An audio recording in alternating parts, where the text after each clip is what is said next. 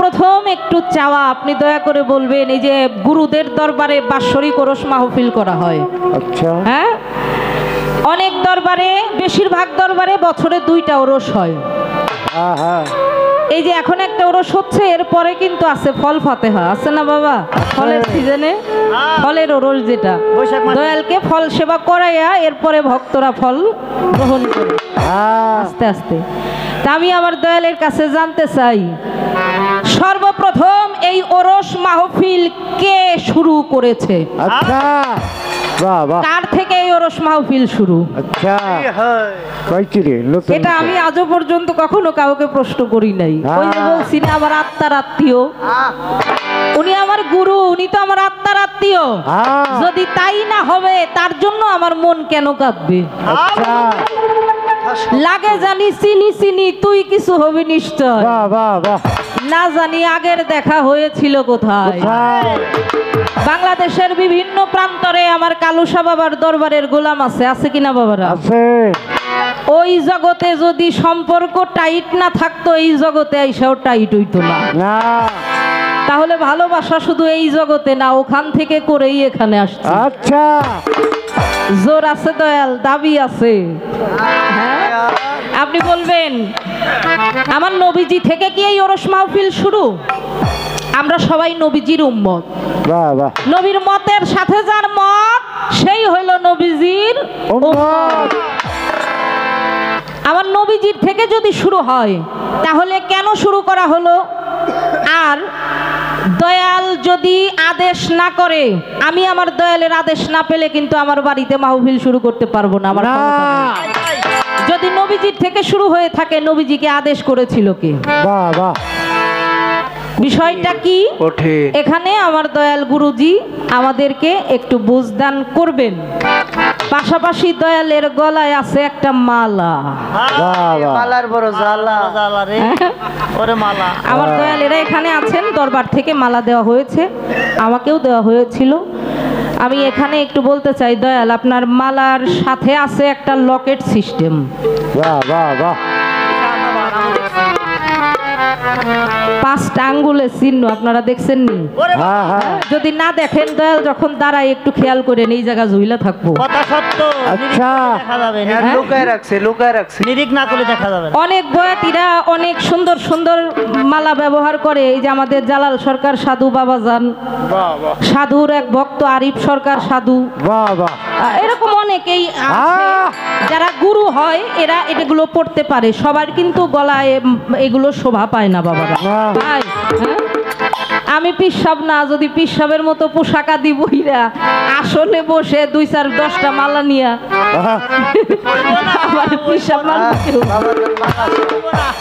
দয়াল এইটা নিয়ে অনেক বছর ধরে খুব ঘুরপাকে আছি। আজকে পালাটা যেহেতু ভক্ত, আমি একবার মাথায় চড়বো, একবার গাড়ে চড়বো, একবার পায়ে ধরবো। ঠিক আছে, কারণ পালাটা ভক্ত। বেয়াদবি মাফ করবেন। ভক্তাধীন যেমন ভগবান, আবার প্রথমেই বলেছি বন্ধুত্বের ন্যায় স্বভাব গুরুর সাথে। তো আমি আমার দয়াল গুরুর কাছে তার ব্যক্তিগত শরীরের এই মালার এই চিহ্নটা আর ওরস মাহফিলের এই বিষয়টা, আমরা উভয় শিল্পীর ব্যক্তিগত ভাব শেষ করার পরে কর্তব্যের আয়োজনে আজকের পালা গুরু আর ভক্ত। আমাকে গুরু ভাগে রেখে মৌসুমী বাউলকে রাখা হয়েছে ভক্তের জায়গায়।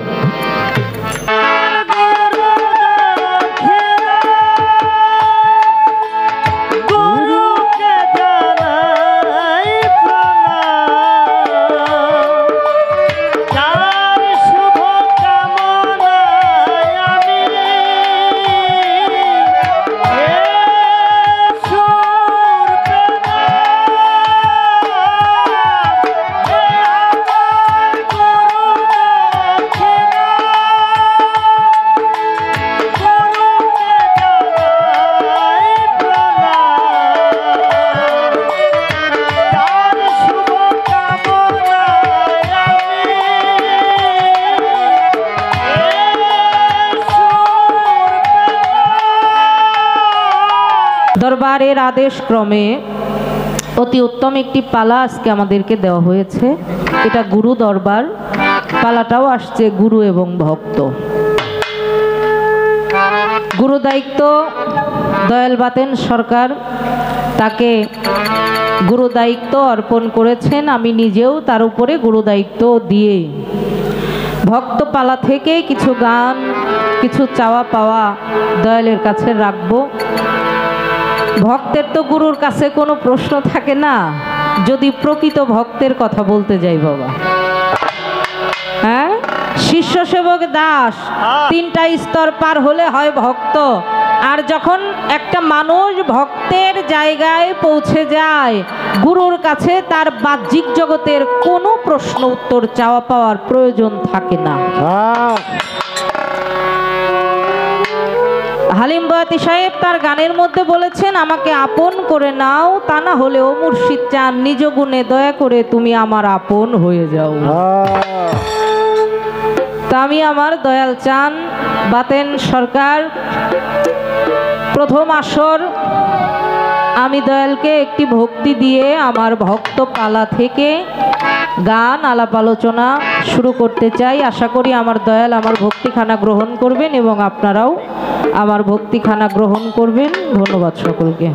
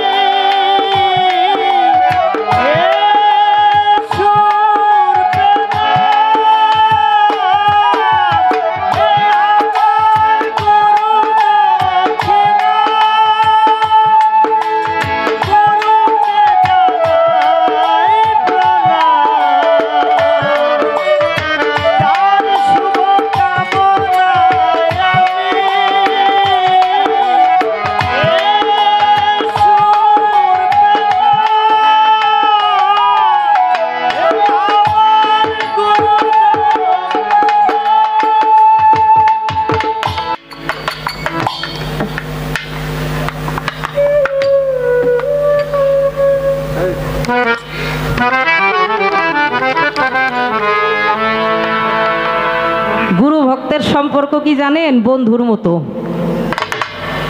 কোনো ভক্ত যদি গুরুর সাথে বন্ধুত্বের ন্যায় স্বভাব তৈরি করতে না পারে, সে কখনো ভক্ত হতে পারে না। এমন কিছু কথা থাকে যেটা মাকে বলা যায় না। আমাদের রশিদ সরকার সাইজি বলেছেন, মায়ের কাছে বললে দুঃখ মায় মইরা যাইব।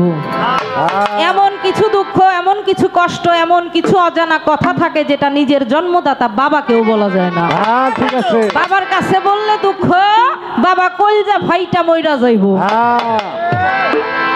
বলবো না দুঃখ সামলাইয়া রাখিব, বইরা বরে তুলা চানকে বইলা দুঃখ রশিদ সরকার বিদায় নিব। তো পৃথিবীতে আমার বলতে এমন কোনো কথা নাই যেটা আমি আমার গুরুকে বলতে পারি না, এমন কোনো বিষয় নাই। হ্যাঁ, আমার বাল্যকাল, আমার যৌবনকাল, আমার বৃদ্ধকাল, আমার জ্ঞান হওয়ার পর থেকে যতগুলো কথা আমার মনে আছে আমার জীবনে ঘটে যাওয়া, এমন কোনো বিষয় নাই যেটা গুরুকে বলা যায় না এবং গুরু জানে না। আচ্ছা, গুরু হলো অন্তর্যামী। আমি যা জানি ওইটাও আমার গুরু জানে, আমি যেটা না জানি ওইটাও আমার গুরু জানে। তো গুরুকে আমি প্রশ্ন করব না, আমি যে কথাগুলো জানি না তা একটু তুলে ধরবো, আমার দয়াল আমাকে জানিয়ে দিবেন। আমি যে পথ চিনি না, আমার গুরু আমাকে সেই পথ চিনিয়ে দিবেন। দয়াল, আমার প্রথম একটু চাওয়া, আপনি দয়া করে বলবেন, এই যে গুরুদের দরবারে বাৎসরিক ওরস মাহফিল করা হয়। আচ্ছা, হ্যাঁ, অনেক দরবারে, বেশিরভাগ দরবারে বছরে 2টা ওরস হয়। এই যে এখন একটা ওরস হচ্ছে, এরপরে কিন্তু আছে ফল ফাতেহা, আছে না বাবা? ফলের সিজনে ফলের ওরস, যেটা দয়ালকে ফল সেবা করাইয়া এরপরে ভক্তরা ফল গ্রহণ করে আস্তে আস্তে।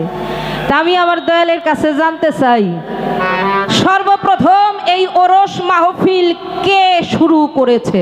আচ্ছা, কার থেকে এই ওরস মাহফিল শুরু। আচ্ছা কইছি রে নতুন এটা আমি আজও পর্যন্ত কখনো কাউকে প্রশ্ন করি নাই। ওই যে বলছি না, আমার আত্মার আত্মীয়, উনি আমার গুরু, উনি তো আমার আত্মার আত্মীয়।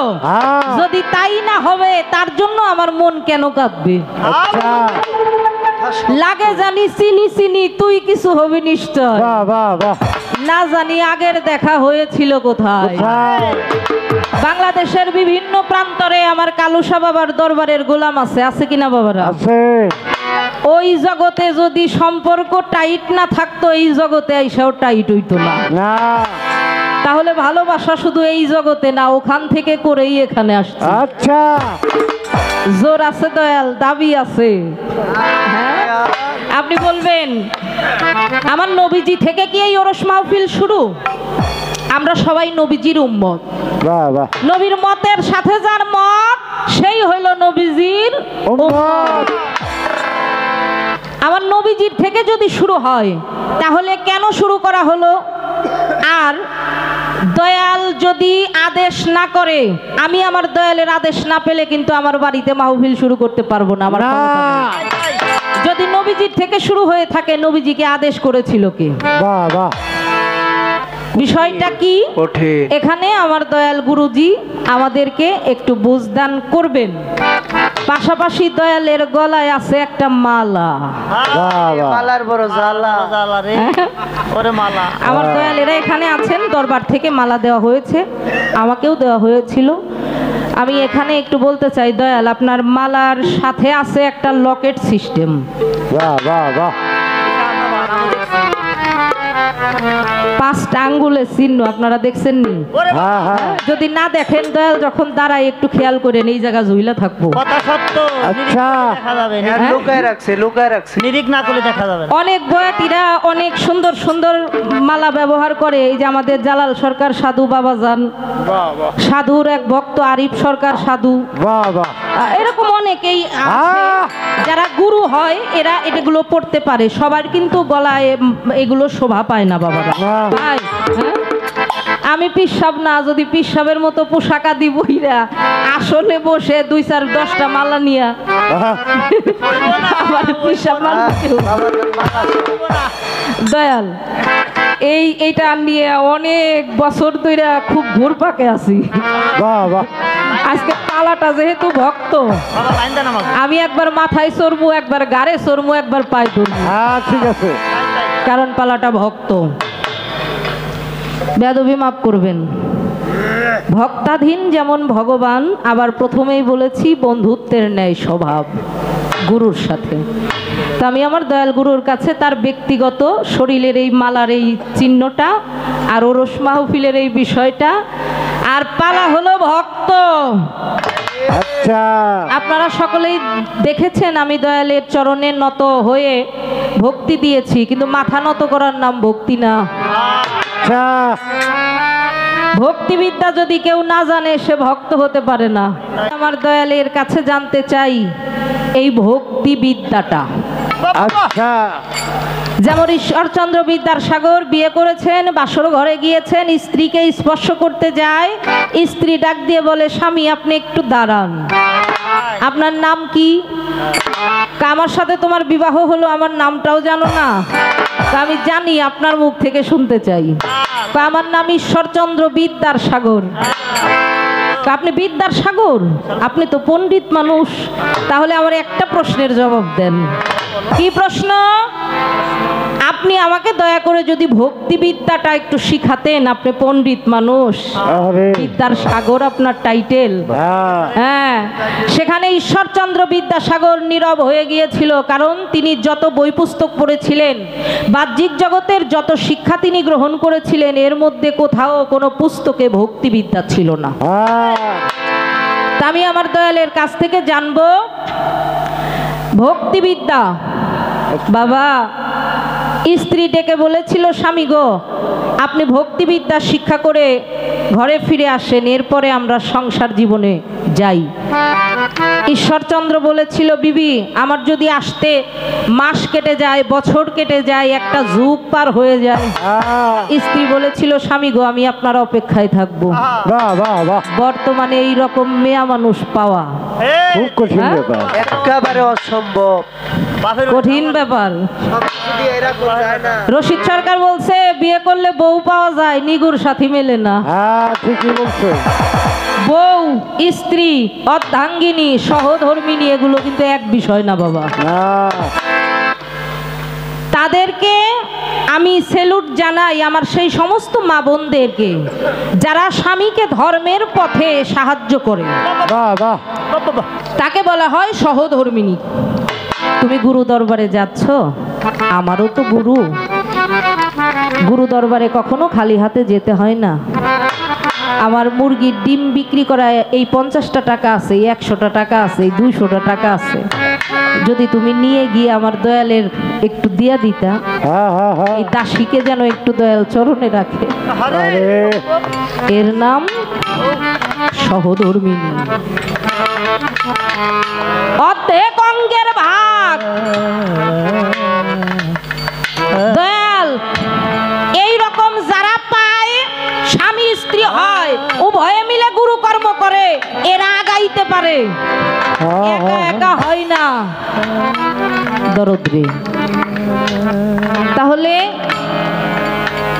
স্ত্রী ডাক দিয়ে বলল, আপনি যান, একটা না 12টা বছর, একটা যুগ তিনি গুরু সঙ্গ করে, গুরু আশ্রমে থেকে ভক্তিবিদ্যা অর্জন করে, এরপরে তিনি গৃহে ফিরে স্বামী স্ত্রী উভয়ে মিলে সংসার জীবন শুরু করেছিল। আমি আমার দয়াল চানের কাছে জানবো এই ভক্তিবিদ্যাটা। আজকে ভালো ভালো কিছু কথা জানবো। হ্যাঁ হ্যাঁ, আমার বাতেন চান তিনি প্রকৃতপক্ষেই কিন্তু গুরু। অভিনয়ের জন্য দাঁড়িয়ে গুরু কথা বলবেন, গুরু ভূমিকায় গান করবেন এমন না, তিনি প্রকৃতপক্ষেই একজন খেলাফত প্রাপ্ত গুরু। এজন্য গুরু কথা আমার দয়ালের মুখ দিয়ে এতটা ভালো লাগবে, সারাটা রাত আমি এবং আপনারা সকলে শ্রবণ করব। এবার আমি ছোট্ট করে একটি গান আমার গুরুজির চরণে নিবেদন করব। গানটার মধ্যে কয়েকটা কথা জানার আছে, আমার দয়াল গুরুজি কৃপা করে আমাকে বলে দিবেন। গানটা করব আমাদের ফরিদপুরের সুফি মজিদের লেখা দয়াল। হ্যাঁ, পবিত্র কোরআন শরীফের মধ্যে বাইনা হুমার কথা আছে, আছে কিনা দয়ালেরা, যারা কোরআন সম্পর্কে আপনারা জানেন? বাইনা হুমা, যে বাইনা হুমার মধ্যে মণি মুক্তা উদয় হয়, যে বাইনা হুমার বর্জক না ধারণ করলে, না জানলে সে ভক্ত হতে পারে না। পালাটা যেহেতু ভক্ত, আপনার মাধ্যম দিয়ে আমি সহ আমার বাদল সার অনেক ছেলে মেয়ে রোহানি সন্তান সবাই যেন আমরা একটু সেখানে পৌঁছাইতে পারি। হ্যাঁ, আজকে একটু নিত্য নতুন গান আমার দয়ালের কাছে রাখবো, কারণ সবসময় তো দেখা হয় না।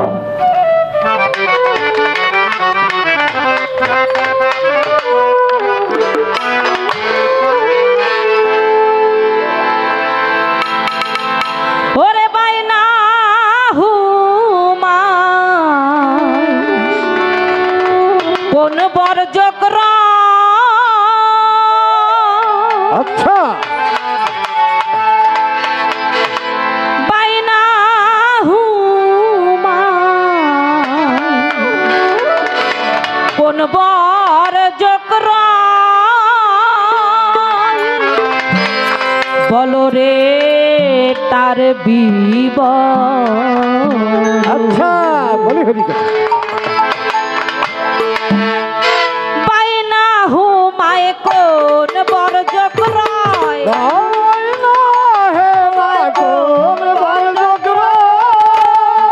বাইনা হুমায় কোন বর্জক রয়, বল বলো দয়াল তার বিবরণ কোনখানে তার মূল স্থিতি কোনখানে তার মূল স্থিতি শুনতে মনে আকিঞ্চন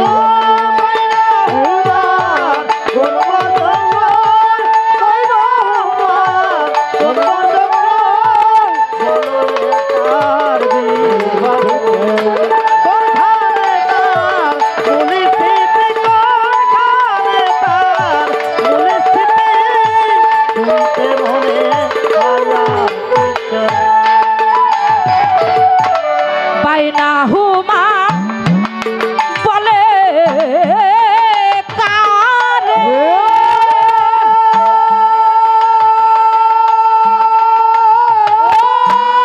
কি কর্ম রই তার দুই ধারে বাইনা হুমা বলে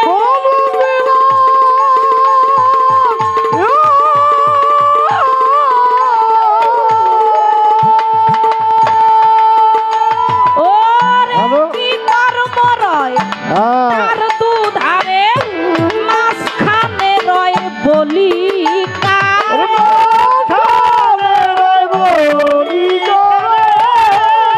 মাঝখানে রয় বলি কারে সেই সুরত দেখতে কেমন মাঝখানে রয় বলি কারে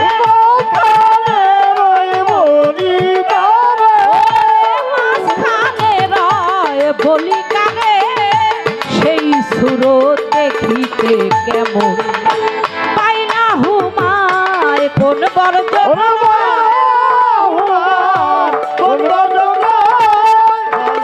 তাহার বিবারো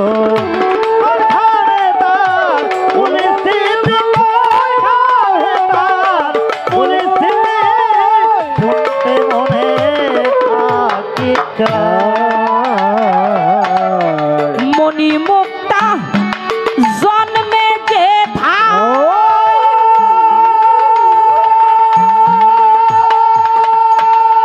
সেই দেশের কি নাম পরিচয় মণি মুক্তা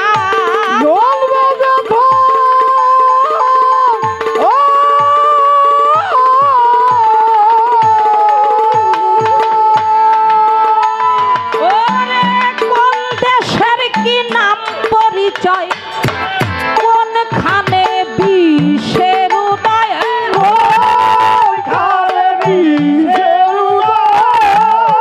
কোনখানে বিশ্বের উদয় মধু উদয় কোথায় বলো বিবরণ কোনখানে হয় বিশ্বের উদয়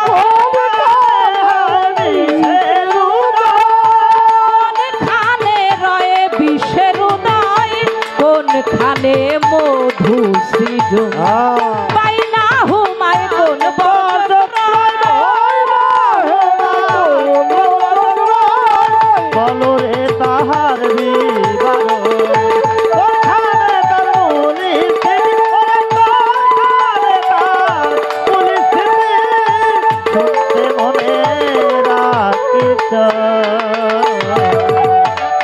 সুফি মজি বলে রে তা ও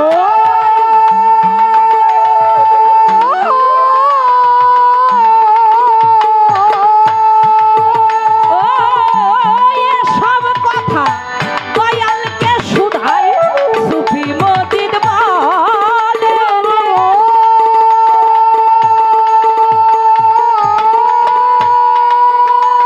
ওরে এসব কথা দয়ালকে শুধাই বুঝার মতো কোনো জ্ঞান নাই বুঝার মতো কোনো জ্ঞান নাই কেমন করি নিরূপণ বুঝার মতো কোনো জ্ঞান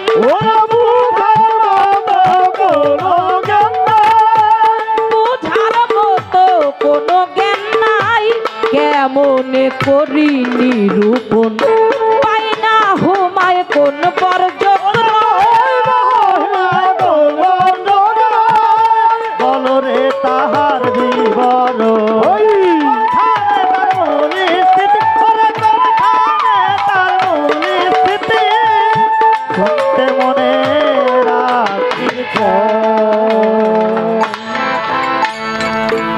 গানের কথাগুলো আমি একটু মৌখিকভাবে বলে যাই।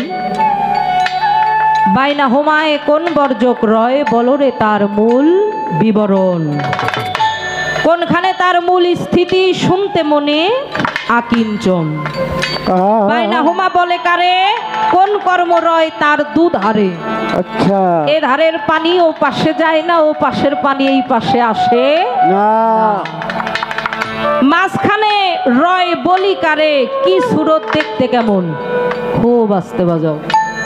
আমি বাতেন সরকারকে আজকে দেখতে চাই।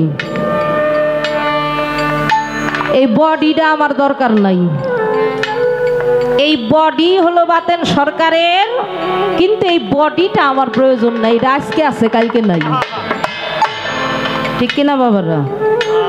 আমি দয়ালের সুরতটা দেখতে চাই, যে সুরত দেখে আমার নয়নটা শীতল হবে, যে সুরতটা আমার কখনো হারাবে না, আরে যে সুরতটা আমার সম্বল হয়ে থাকবে, যে সুরতটা আমি বিপদে পড়লে আমার সামনে এসে আমাকে উদ্ধার করবে। আরে আমি সেই সুরতটা আজকে দেখতে চাই। দয়াল মণিমুক্তা জন্মে যেথায়, সেই দেশের কি নাম পরিচয়, কোনখানেতে বিষের উদয়, কোনখানে মধু সৃজন। বাহ বাহ বাহ। সুফি মজিদ বলে রে তাই এসব কথা আমি আমার গুরুকে শুধাই, বাহ। বুঝার মতো আমার কোনো জ্ঞান নাই, কেমনে করি রূপ নিরূপণ। আচ্ছা বেটি, আমি আশা করি আমার দয়ালের কাছ থেকে অনেক ভালো জবাব আজকে আমি পাবো। প্রথম আসরে এতটুকুই চাওয়া আমার দয়ালের কাছে আমি রেখে গেলাম। এই গানটাও আমি কিন্তু প্রথম করলাম আজকে। কেন করলাম জানেন? আপনাদেরকে দেখে। সব জায়গায় কিন্তু সব গান আসে না দয়াল, হ্যাঁ ঠিক আছে, আসে কিন্তু না। হ্যাঁ হ্যাঁ। তা আমার দয়াল বাতেন সরকার, ওনার সাথেও আমার অসংখ্য গুরু শিষ্য পালা হয়েছে, আজ পর্যন্ত কিন্তু এই গানটা কখনো করি নেই। তো দয়ালের চরণে রাখলাম, ভালো জবাব পাওয়ার আসে। দয়াল গুরু হলো চাকের মধু, দয়ালের কাছে কোনো কিছুরই অভাব নাই। আচ্ছা, দয়ালের ভান্ডারে কোনো কিছুর অভাব নাই। তবে যদি সেটা আমি নিতে না পারি, এটা আমার ব্যর্থতা, আমার গুরুর কোনো ব্যর্থতা নাই। হ্যাঁ হ্যাঁ হ্যাঁ।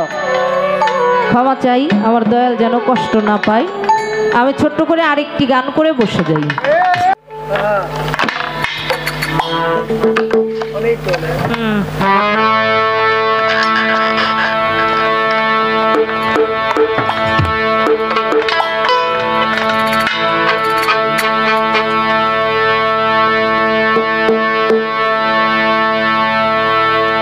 হ্যালো, আল্লাহর ওলিরা কিন্তু কখনো মরে না বাবা। হ্যাঁ হ্যাঁ। এটা শুধু আমি বলি না, পবিত্র কোরআনেও বলে। আর আমাদের জালাল সরকার সাধু বাবা যান তার একটা গানের মধ্যেও বলেছেন, আল্লাহর ওলির মরণ হয় না, মরেও তারা অমর রয়, জ্বলছে জ্বলছে জ্বলছে বাতি আমার কালুসার রওজা। আল্লাহর ওলি যারা, এদের মরণ কখনোই নাই। দুনিয়াতে তারা যেমন রেজেক প্রাপ্ত, রওজার মধ্যে শুয়ে শুয়ে তারা দ্বিগুণ রেজেক প্রাপ্ত। আমার আল্লাহ বলেছেন, আল্লাহর বন্ধু অলি আল্লাহর সাথে যারা যুদ্ধ ঘোষণা করে, শত্রুতা করে, আমার আল্লাহ নিজেও তাদের সাথে শত্রুতা ঘোষণা করে। তো সকলের কাছে দোয়া দয়া চাই, আমার গুরুর চাইতে বড় অলি আমার কাছে আর কেউ না। আমার গুরুর দেখানো পথে যেন আমি চলতে পারি, গুরুর আদেশ নিষেধ এটা যেন মেনে চলতে পারি। দোয়া দয়া চাই, গুরু বাক্য ব্রহ্ম বাক্য, গুরু বাক্য পদ্ম বাক্য, গুরু বাক্য ফর্দে আইন, আমি যেন তাহা মানতে পারি। বাবা, আপনারা একটা গান শুনেছেন না, তুমি ডাক দিয়া বলার প্রাণে চাই ওরে, ও রাধার বন্ধুরে তুমি ধীরে যাইও, ফিরে ফিরে চাই ওরে। গানটার যিনি লেখক সাধক চানমিয়া সাহেব, চানমিয়া সাহেব মারা যাওয়ার কিছুদিন আগে ওনার সন্তান, পরিবারবর্গ, আশেপাশের লোকজন যার সাথে দেখা হয় তাকেই ডাক দিয়ে বলে, আমি মারা যাব অমুক দিন, মানে দিনটা বলে দেয়, আমি অমুক দিন এই কয়টার সময় মারা যাব, তোমরা যাইও, শেষ দেখাটা আমাকে দেখে আইসো, আমার জানাজায় শরীক হইও যদি আমাকে ভালোবাসো, আর আমার জীবনে যত অপরাধ তোমরা ক্ষমা করে দিও। কেউ বিশ্বাস করে না যে মানুষটা মারা যাবে দিন তারিখ সময় বলে, এটা কি করে হয়? কেউ বিশ্বাস করে না। অথচ বাবা মারা কিন্তু ওই দিনেই গেছে, যে টাইমটা বলছে ওই টাইমেই মারা গেছে।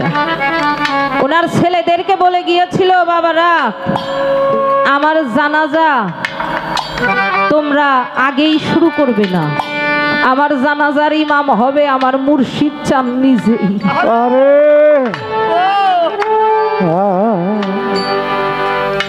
আমার দয়াল নিজে আমার জানাজার শরীক হবে। একটা ভক্তের এর চাইতে বড় চাওয়া আর কি থাকে বাবা? কি থাকে আর? ঠিক ওই সময়টা ওই দিনেই মারা গেছে। সবাই বাড়িতে আসে, দেখে মানুষটা হারে কত ভালো ছিল, সব ছিল,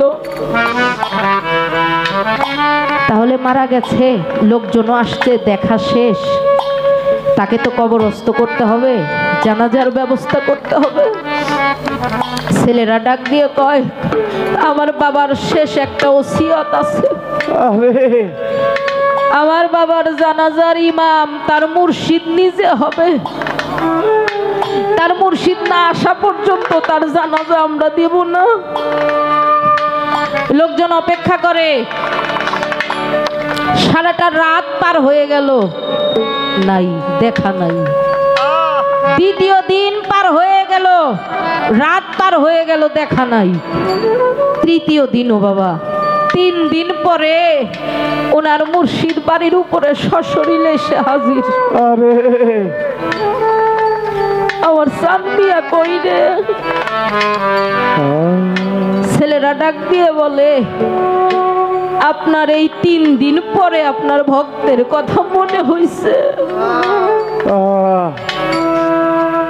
আপনার চান্দিয়া 3 দিন ধরে মারা গেছে, তার শেষ ইচ্ছা আপনি নিজে এসে তার জানাজার ইমাম হয়ে যাবেন।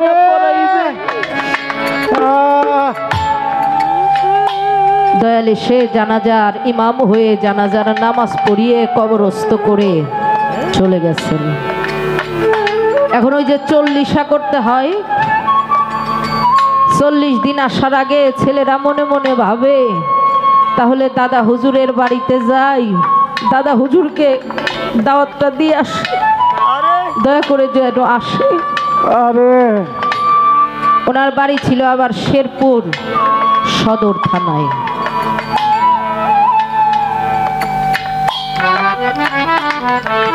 খুঁজতে খুঁজতে বাড়িতে গেছে, ডাকে, ঘর থেকে লোকজন বের হয়ে আসছে, আপনারা কাকে ডাকেন? ডাক দিয়া বলছিল, আমার আব্বা সানমিয়া, তার যিনি গুরু, আমার দাদা হুজুরকে ডাকি। চোখের পানি ফেলে ওই পরিবারের লোক কেঁদে দিয়ে বলেছিল, 3 বছর আগে তো আমাদের দয়াল চলে গেছে।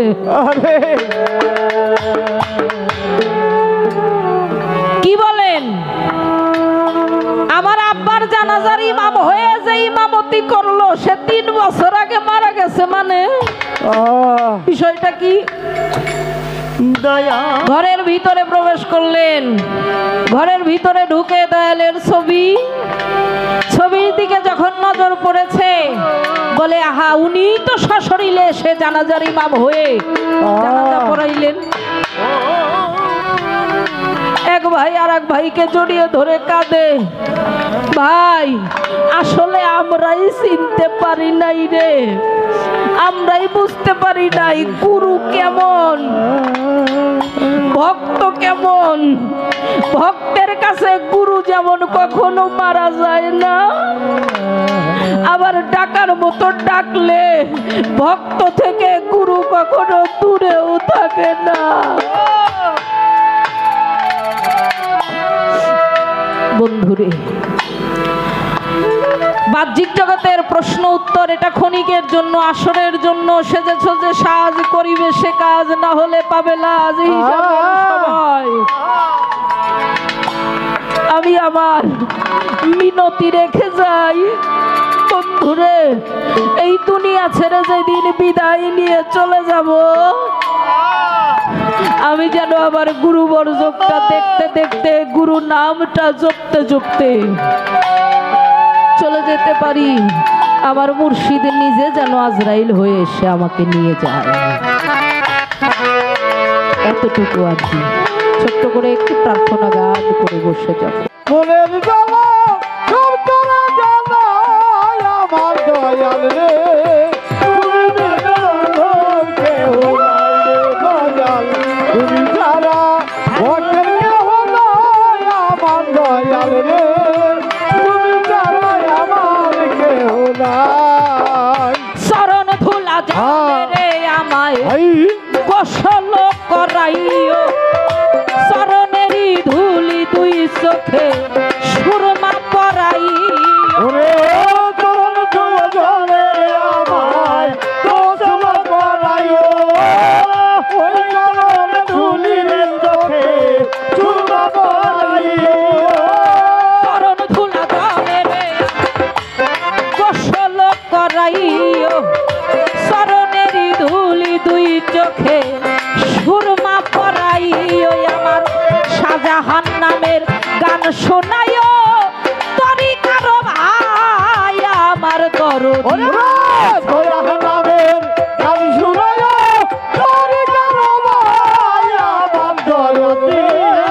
দয়াল নামের গান শোনাইও, তরিকার ভাই আমার বাজানো।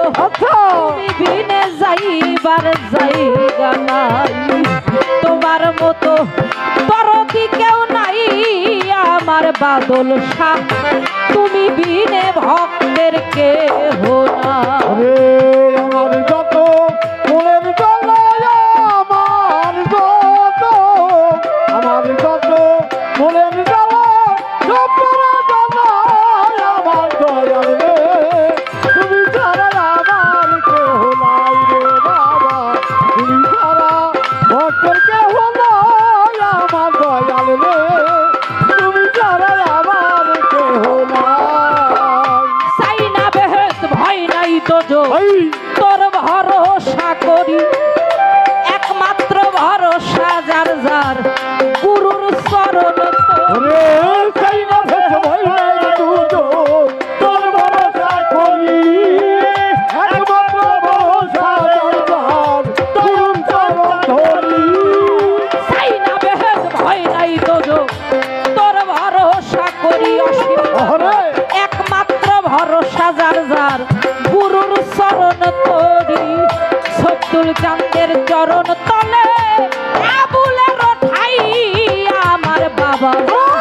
সতুল চাঁদের চরণ তলে আমার দয়াল রে, সত্তুল চাঁদের চরণ তলে ফকির আবুলের ঠাই আমার দয়ালো। তুমি বিনে আমার কেহ নাই, তুমি বিনে আমার কেহ নাই আমার দরদি, তোমার মতো আপন কেহ নাই।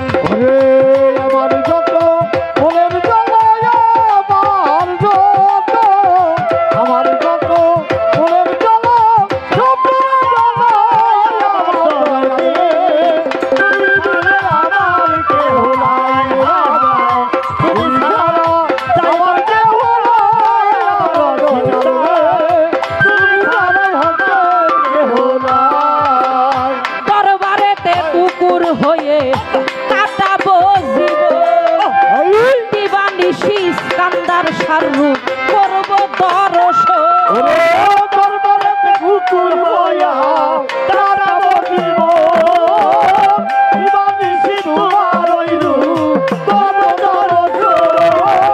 দরবারে কুকুর হয়ে কাটাবো জীবন, দিবানিশি শাহজাহান সারু করব দর্শন। বুকটারে পাবস করে চরণ মুছে শাহজাহান বুকটারে মা ওই বানালো বাবা মুসাই আমার দয়ালে বুকটারে পাপস করে চরণ মুছাই কালু সাপটি আমার কেহ নাই তুমি ছাড়া আমার কেহ নাই কাঙ্গালের মুর্শিদ তুমি ছাড়াই আমার কেহ নাই রে আমার যত মনের জ্বালায়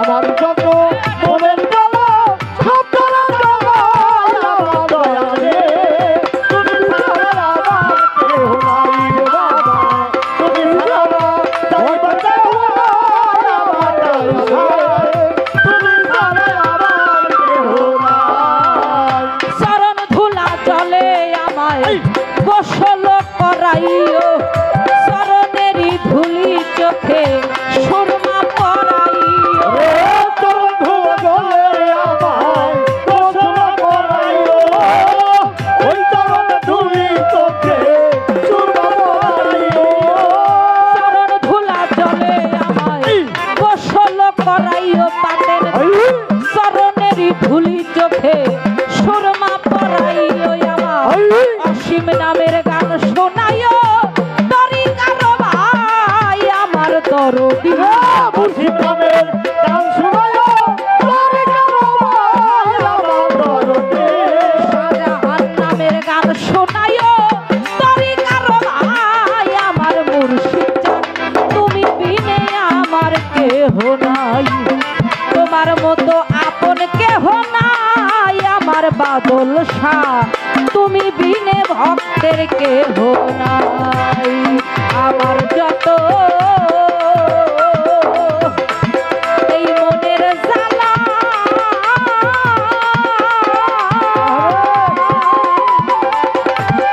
সব তোরে জানাই আমার শাহজাহান শাহ দয়াল রে তুমি বিনে আমার কেহ নাই তুমি বিনে যাইবার জায়গা নাই আমার মুর্শিদ আমার বাদল শাহ সৈয়দ কালু শাহ আমার ইস্কান্দার শাহ আমার অসীম বাবা বাদল চান রে তুমি বিনে তোমার ভক্তদের কেহ নাই। জয় গুরু জয় গুরু। আমরা উভয় শিল্পীর ব্যক্তিগত ভাব শেষ করার পরে কর্তাপক্ষের আয়োজনে আজকের পালা গুরু আর ভক্ত। আমাকে গুরু ভাগে রেখে মৌসুমী বাউলকে রাখা হয়েছে ভক্তের জায়গায়।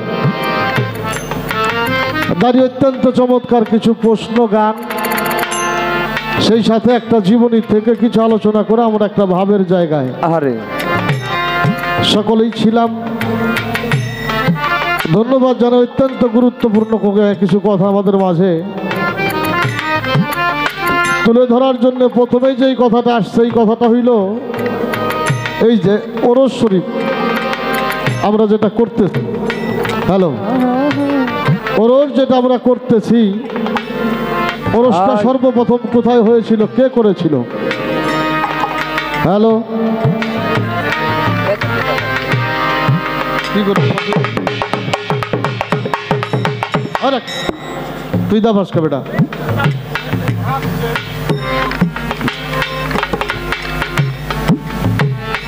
এই তারটা চেঞ্জ করে, যেটা চেঞ্জ করে তো নাই, এখন নাই এটা।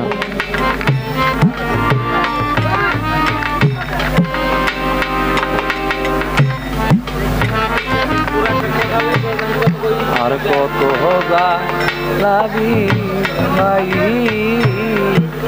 হ্যালো হ্যালো, এটা কথা বলতে গেলেই নাই হয়ে যাবে, আর আমি হারিয়ে ফেলবো আমারে।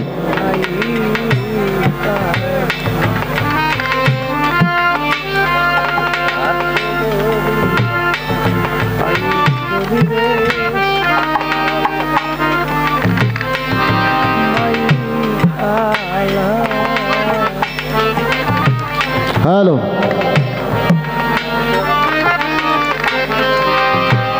অত্যন্ত গুরুত্বপূর্ণ কিছু কথা আমাদের মাঝেই যে আমরা ওরস করি।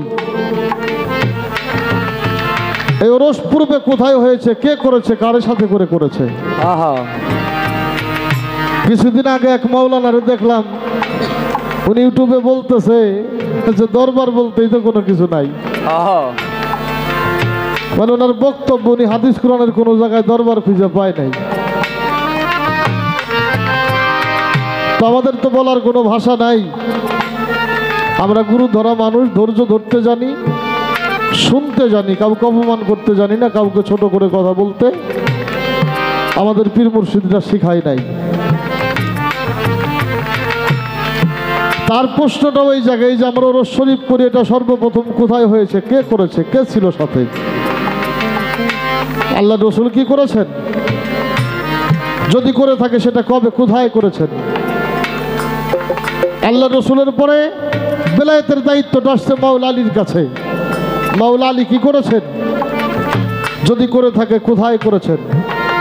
আমরা যে দরবারি ধারাটা চলমান রেখেছি, এই ধারাটা কোন জায়গা থেকে চালু? যেটা চলছে এটা কিয়ামত পর্যন্ত চলবে, এটা কোন জায়গা থেকে? এইটা হইল 1 নম্বর প্রশ্ন। 2 নম্বর প্রশ্ন, গলায় বালা 5 আঙ্গুল বিশিষ্ট, ওনার কাছে একটা ব্রেসলেট মনে হয়েছে, এটা ব্রেসলেট, এই বিষয়টা কি?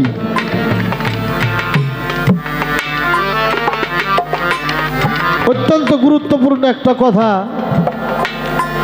এই যে আমরা একজন মানুষ আর একজন মানুষের কাছে যে মাথা নিচু করি, এটাতে তো একদল মানুষ সেজদাই বানাই নিছে। এটারে একদল মানুষ সেজদাই বানাই নিছে। মাথা নিচু করলাম, কদম বুঝ করলাম, যার দলিল কোরআন শরীফ, যার দলিল বিভিন্ন হাদিসের ইবারত।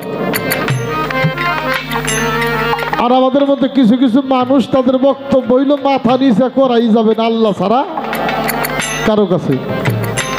মানে মাথা নিচে করলে এটা সেজদা হয়,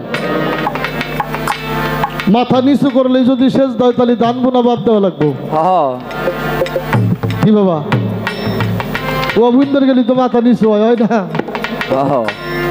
এরকম অনেক কাজই তো মাথা নিচু করে করা লাগে। মাথা যদি আল্লাহ ছাড়া কারো কাছে নিচু নাই করা যায়, তাহলে মাথা নিচে করে যত কাম আছে এর একটাও করা যাবে না, শেষ হয়ে যাইব। আরো করে হিসাব হইলে আল্লাহ থাকে উপরে, ওদের হিসাব থাকে হইলে আল্লাহ থাকে উপরে উপরে।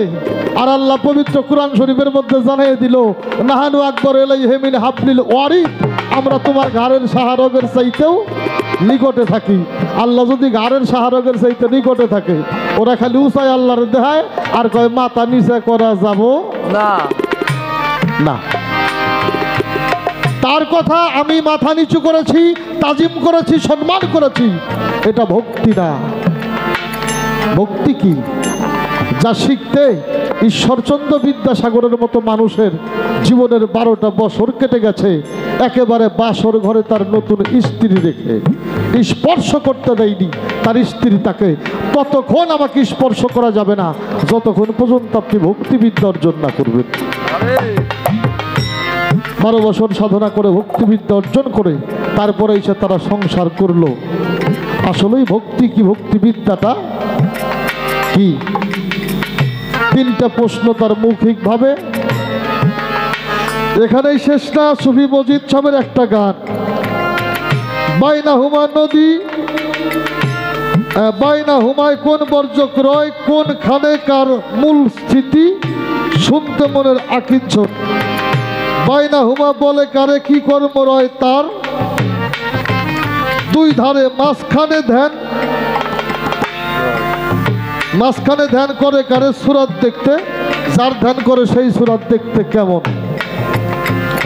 এই গানের মধ্যে প্রশ্ন আসছে, মণিমুক্তা জন্মায় যেথা সেই দেশের কি নাম পরিচয়, কোনখানে বিষের উদয়, মধু উদয় কোথায়, বলো বিবরণ। সুফি মজিদ বলে তা বলে রে তাই, এসব কথা দয়ালকে শুধাই, বুঝার মতো কোনো জ্ঞান নাই, কেমনে করি তার নিরূপণ। এই গানটা পুরাটাই প্রশ্ন। জবাব করতে আমাকে হবে, আমাকে দয়াল জন্য কৃপা করে দয়া দোয়া কৃষ্টি দৃষ্টি কামনা করে প্রথমে যেই কথাটা বলবো বাবাজি, সব পবিত্র স্থানের মধ্যেও সব পবিত্র জায়গার নামের সাথেও সব পবিত্র জায়গার নামে কিন্তু শরীফ ব্যবহার করা হয় না। হয় কি না, দরবার শরীফ লেখা হয় কিনা? হয়। মহাপবিত্র দরবার শরীফ, ওরস শরীফ, কাবা শরীফ আমরা লিখি কিনা? কোরআন শরীফ, আরে আচ্ছা কোরআনের মধ্যে শরীফ লেখি, দরবারে শরীফ লেখি, ওরসে শরীফ লেখি, আমরা কখনো মসজিদ শরীফ লেখি না।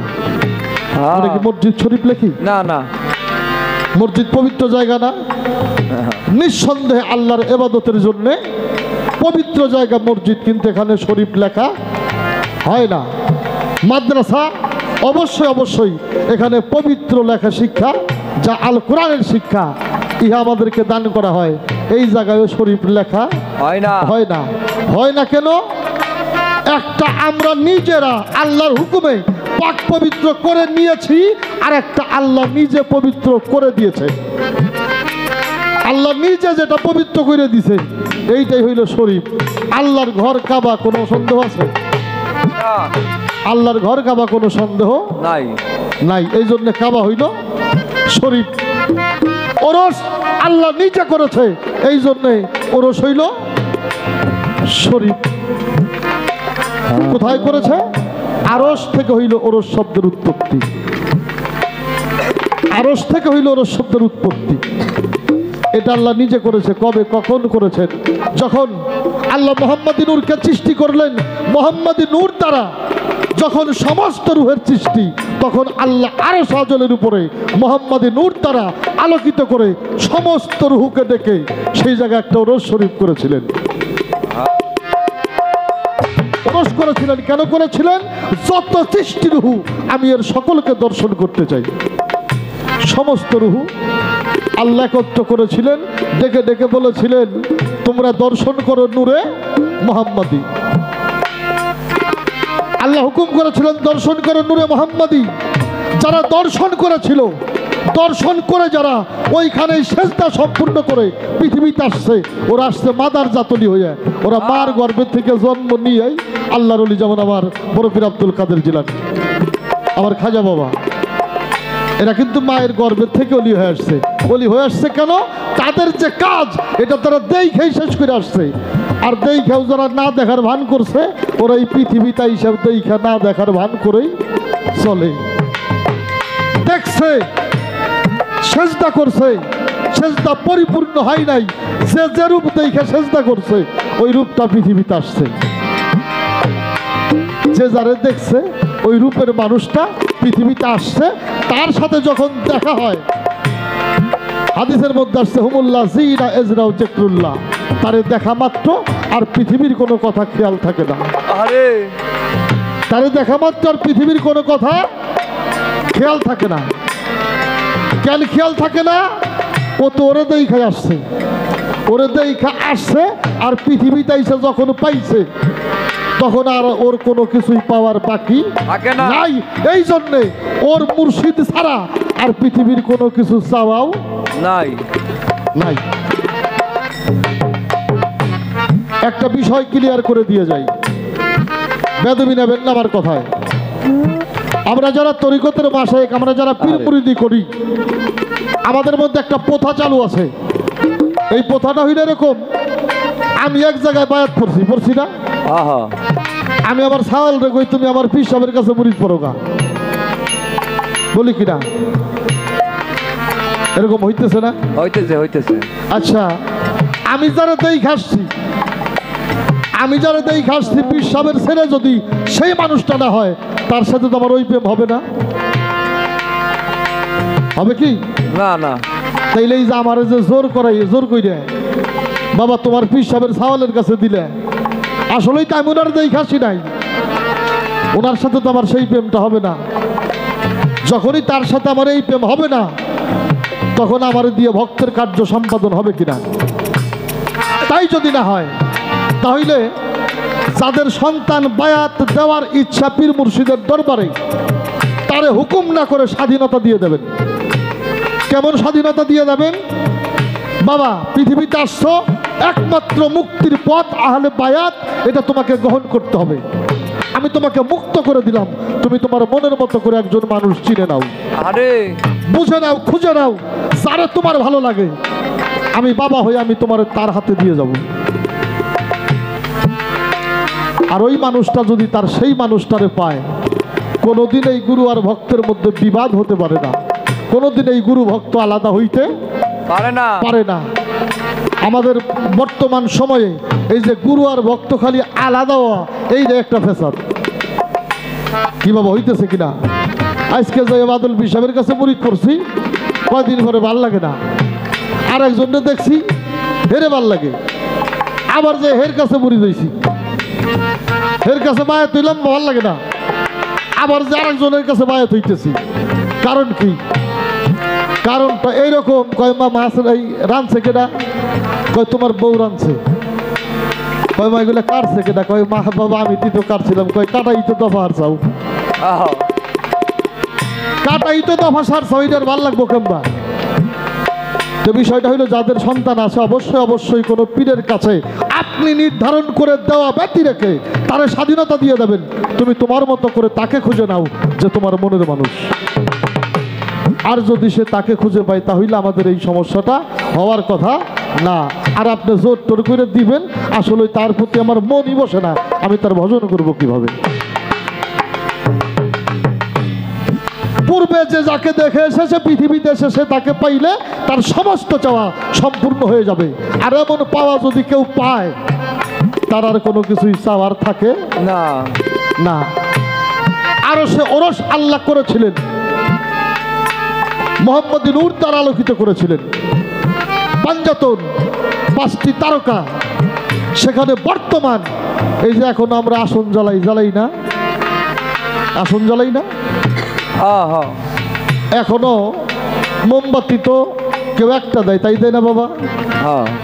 কেউ একটা দেয়, কেউ 5টা দেয়, কেউ 7টা দেয়, কিন্তু আগরবাতির হিসাবটা যদি কেউ করে, তাহলে এইটা মোমবাতির পাশে 5টাই জ্বালাইতে হয়, হয় কিনা? হয় হয়। আরো সরস আল্লাহ করেছে সমস্ত রুহুকে নিয়া, আর আমার নবীজি আইসা অভিষেক করলেন গান্ধী রকমের মধ্যে 1.25 লক্ষ মানুষ নিয়ে, করছে কিনা? করছে। আল্লাহ রসুল করেছেন অভিষেক গান্ধী রকমের মধ্যে 1.25 লক্ষ মানুষ নিয়ে। আহলে বায়াতের যেই সাজরার ধারা আমরা জানি, হাসানকে জবাই করা হয়েছে, হুসাইনকে 20 পানে হত্যা করা হয়েছে, মাওলা আলীকে কুফার মসজিদে কুবাইয়ে হত্যা করা হয়েছে, হয়েছে কিনা? ইমাম বংশের মধ্যে মাত্র একজন মানুষ জীবিত ছিল, ওনার নাম হইল জয়নুল আবেদিন। সকলেই শেষ হয়ে গেল, মাত্র কয়েকজন মানুষ উনি সাথে করে নিয়ে ইরাকের নিম নামক একটা জায়গার মধ্যে যাইয়া এরকম একটা দরবার কইরে ওই জায়গার মধ্যে আমার হুজুর পাকের গুণগান, আহলে বায়াতের গুণগান, আমার রসুল পাকের গুণগান করতেন। সেই ধারা হইতে আজ পর্যন্ত এই ধারাটা, এই যে পীর মুর্শিদের দরবারের ধারা চলমান, এটা কিয়ামত পর্যন্ত চলবে। আর এই বাতি যদি নিভে যায়, তাহলে আর আহলে বায়াতের বাতি জ্বলবে না না। এই জন্যই কিছু মানুষ যারা নবীরে সাধারণ মানুষ কয়, যাদের কাছে আহলে বায়াতের কোনো গুরুত্ব নাই, হ্যাঁ, তাদের কাছে যাত্রা গানের মূল্য আছে, কনসার্ট ওই বইটার মূল্য তাদের কাছে আছে, সমস্যা নাই। কিন্তু যেখানে দরবারি গান হবে, এইটার উপরেই তাদের আক্রোশ। কেননা তারা যদি দরবার ধ্বংস করতে পারে, তাহলেই এরা আহলে বায়াতের গুড় গাছটা উঠাইয়া সাফ করতে পারে। এই জন্য এরা কোনো জায়গায় খেপা না, এরা খেপছে খালি দরবারের উপরে, মাজারের উপরে, আর এই পীর মুর্শিদের উপরে। কেননা এই ধারাটাই জয়নুল আবেদিনের সেই ধারা, যেই ধারার মধ্য দিয়ে এখনো মানুষের হৃদয়ে জীবিত পাক পাঞ্জাতন। চেষ্টা করলাম একটা বিষয় নিয়ে ছোট্ট একটু আলোচনা করার জন্যে। এখন হইল মালা। আমি যেই মালা গলায় দিছি, এটা আমার ভাল লাগা, আমি যেটা গলায় দিছি এটা ভালো লাগে, এটা শোভাবর্ধন। আপনার মধ্যে কোনো হাকিকত খুঁজে পাবেন না, পাঁচ আঙ্গুল বিশিষ্ট যেই এটা কি কইল রকেট, হ্যাঁ এই যে 5 আঙ্গুল বিশিষ্ট যেই রকেটটা আমার কাছে, আপনি মাথার থেকে শুরু করে আবার যেই পর্যন্ত এই রকেটটা আছে আপনি লক্ষ্য করে দেখেন এতটুকুর মধ্যেই পাঞ্জাতনের 4 জন, আর নাভির থেকে ধরলে পরে এখানে পাঞ্জাতনের 5 জন পরিপূর্ণ। আরে পাঞ্জাতনের হইল 5 আঙ্গুল। দুনিয়ায় যারা দল করে বাবা, কেউ দানের শীষ করে, কেউ জামাত করে, কেউ আমলিগ করে, কেউ জাসদ করে, করে না? প্রত্যেকটা দলের একটা মার্কা আছে না? আছে আছে আছে তো। কেউ বুকে লাগায়, কেউ এখানে লাগায়, কেউ ক্যাফের মধ্যে লাগায়, কেউ ফিতার মধ্যে লাগায়, লাগায় কিনা? লাগায় লাগায়। হ্যাঁ, যে যে দল করে সেই দলের মার্কা হে লাগায়। আর আমরা তরিকতের মানুষ যারা, আমরা কোনো নেতা মানি না, আমরা একমাত্র আল্লাহকে মানি, আমরা রসুলকে মানি, আমরা আহলে বায়াতকে মানি, হৃদয়ে ধারণ করি। এই জন্য ভালোবাসা এই পাঞ্জাতনের 5টা হাত বুকের মধ্যে রাখছি। এটা আমার ভালোবাসার নিদর্শন। এর মধ্যে হাকিকত বলতে যদি কোনো কিছু থাকে এটা আমার ভালোবাসা। তাছাড়া আপনি গুরুত্বপূর্ণ কোনো কিছু পাবেন না। আমার এই মালার মধ্যে কোনো তত্ত্ব নাই। যদি তত্ত্ব থাকে তাহলে এই যে মালা পীর সাহেবরা গলায় দিছে এইগুলোর মধ্যে আছে। এই যে পীর সাহেবরা গলায় দিছে এগুলোর মধ্যে হাকিকত আছে। কি হাকিকত আছে? এই যে রোজার ঈদ সামনে, তারপরে কুরবানির ঈদ আসবো, যেই সব গবাদি পশু কুরবানি করবো, বিভিন্ন গরুর গলায়, খাসির গলায় মালা দিব, দিব না? দেব। তার মান হইল এই গরু হইলো আল্লাহর নামে জবাই করব। কুরবানির সময় যদি কোনো গরু খাসির গলায় মালা দেওয়া হয়, বুঝতে হবে যে এটা আল্লাহর নামে কুরবানি করব। ও যদি কারো একটু ক্ষতিও করে, অন্তত ওরা আঘাত না করে আস্তে আস্তে দোয়ায় দোয়ায় খেদাই দিব। আর একজন কইব রে কিছু কইস না রে, এই গরুটা আল্লাহর নামে কুরবানি দিয়ে দিব। এরকম হয় কিনা? হয় হয়। তাইলে এই যে যারা মালা বইরে বইরে বইসা রয়েছে, এরা হইলো কুরবানি হওয়া মানুষ। এরা গুরু নামে, এরা মুর্শিদ নামে, এরা রসুলের প্রেমে, আহলে বায়াতের প্রেমে, আল্লাহতে নিজেকে কুরবানি করে, দুনিয়াকে বিমুখ করে আল্লাহর ধ্যানে বসে আছে। আশেকার মাশেকের সুতা দিয়ে গাঁথা মালা গলায় বইরে বসে রয়েছে। হাকিকত থাকলে এই মালার মধ্যে আছে। বাউলা আমার এটার মধ্যে কোনো হাকিকত নেই। আমার হাকিকত এতটুকু, আমি হইলাম পাঞ্জাতন মার্কা মানুষ, এই জন্য মোটামুটি ছোটো মোটো একটা সাইনবোর্ড গলার মধ্যে ঝুলাই দিয়েছি। আপনি যদি এই দলের আপনি পড়েন, আমি আপনার জীবনেও প্রশ্ন করুন না। আমি দেখলেই বুঝুম আপনি এটা পড়ছেন কেন। বাবাজি একটু লক্ষ্য করেন, বেদবি দিয়েন না। এই যে বাবা সালা পড়ছে, পড়ছে না? উনি কিন্তু সালা পড়ছে। হ্যাঁ হ্যাঁ হ্যাঁ, আচ্ছা মোটামুটি সদাচল একটা মানুষকে যদি 5 লক্ষ টাকা দিয়ে বলি যে বাবা তুই ভালো কাপড়, এই প্যান্ট শার্ট ফুল প্যান্ট এগুলো পরা বাদ দিয়ে সালা বইরে ঘুরবি, ঘুরবো নাকি? না না। হ্যাঁ, ঘুরবো না। আচ্ছা ওনারা কেউ টাকা পয়সা দিছে?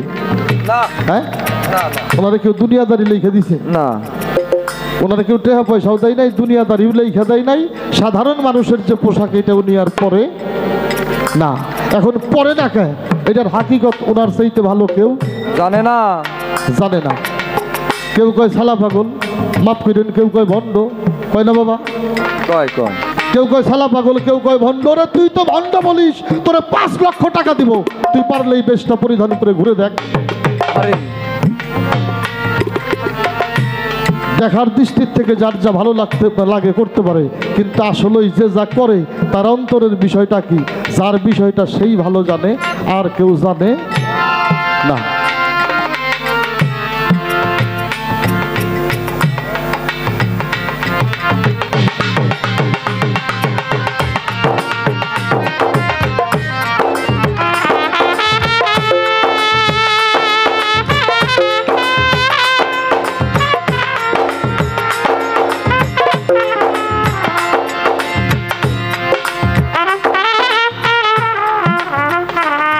ভক্তিবিদ্যা কি? ভক্তিবিদ্যাটা কি? ভক্তি কেউ কাউরে করতে পারে না। ভক্তি কেউ কাউরে করতে পারে না, পারে না। যদি ভক্তি হয়ে যায়, পৃথিবীর কেউ কাউরে ঠেকাইতেও পারে না না। যারে দেখলে মাথা নিচু করতে হয় না, হয়ে যায়। তারে কেউ ঠেকাই পারবো বাবা? না না না, রাস্তা দিয়ে হাইটে যাইতেছি, কেউ যদি আমার ঘাড়ে ধরে ধাক্কা দেয়, আমি পড়ে গেলাম না। আমি যদি এলাকায় যারা বিচারক তাদের কাছে বিচার দেই, ও আমার ঘাড়ে ধরে ধাক্কা দিছে, আমি পড়ে গেছি, এর একটা বিচার চাই, করবো না? করবে করবে। রাস্তা দিয়ে হেঁটে যাইতে যদি কোনো মানুষ হুঁচট খেয়ে পড়ে যায়, ও কার কাছে বিচার দেবে? আরে বিচার দেওয়ার জায়গা আছে? নাই হুঁচট খেয়ে যে পড়ে গেল, তার কাছে বিচার দেওয়ার জায়গা নাই। নাই। যে আশেক হয়, সে যখন মাসেককে পায়, কখন সে পড়ে যায় এটা সে নিজেও জানে না, এটা সে নিজেও জানে না। যে মানুষকে ভাবলে, যে মানুষ ডাকলে সামনে আসে, যে মানুষকে ভাবলে ডাকলে সামনে আসে, আসলে যদিও তার বাসারি সুরাত না দেখি, আমার হৃদয়ের সমস্ত কথা তাকে বুঝাই বলতে পারি।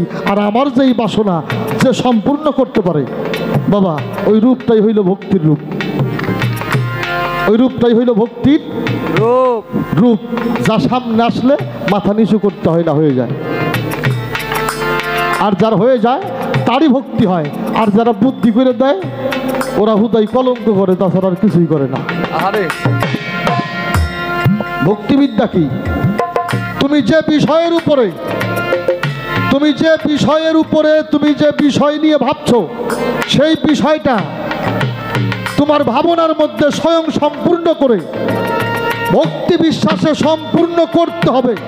এই আস্থায় তার মূল ভিত্তি জেনে ওই জায়গাটায় পদার্পণ করার নাম হইল ভক্তিবিদ্যা। যা ব্যতীত মুক্তির কোনো পথ নাই নাই।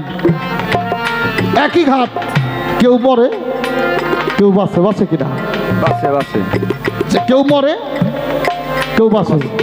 যে ভক্তি শূন্য সে মরবে, আর যার ভক্তি আছে সে বাঁচবে।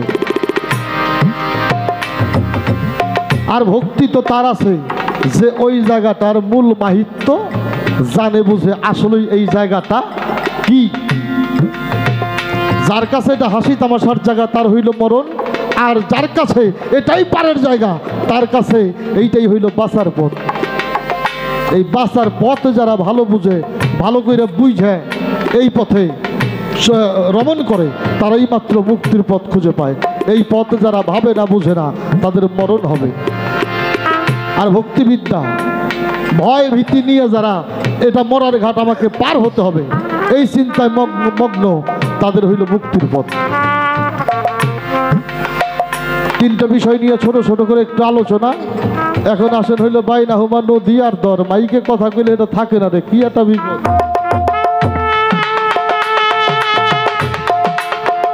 এত চিল্লে কথা কয়ে গান গাওয়া যাবো নাকি? তার বাইনা হুমা নদী নিয়ে যে প্রশ্ন আছে, একটা গানই আছে, একটা গানই আছে।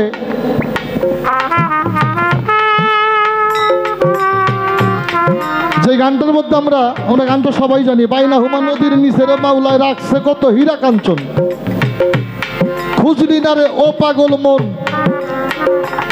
ও তুই গেলেই পাবি সেথায়, তার অন্বেষণ খুঁজলি না রে ও পাগল মন। সেই নদীতে কত পানি মাপে নাই, তা মাপে নাই কেউ আজীবন, অপ্রেমিকে গেলে সেথায় রে ডুব দিলেই তার হবে মরণ।